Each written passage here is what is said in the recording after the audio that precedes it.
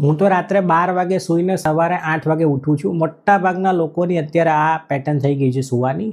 Ideal bankable time છે સૂવાનો રાત્રે 10થી સવારે 6. શા માટે? જ્યારે જેમ અંધારું થાય ને તેમ તમારા શરીરમાં મેલેટોનિન નામનો હોર્મોન બને. પરંતુ અત્યારે આપણે રાત્રે શું કરીએ છીએ? મોબાઈલ સ્ક્રોલ કરીએ છીએ, ટીવી જોઈએ છીએ, તો એ જે લાઇટ છે એ તમારા શરીરમાં સેરોટોનિન નામનો હોર્મોન બનાવે. આ બંને એકબીજાના દુશ્મન છે. રાત્રે આપણે ઊંઘ આવવા માટે મેલેટોનિન જરૂરી હોય છે, પણ રાત્રે શું થાય છે? તમારા શરીરમાં સેરોટોનિનનું પ્રમાણ વધી જાય છે મોબાઈલ જોવાના કારણે.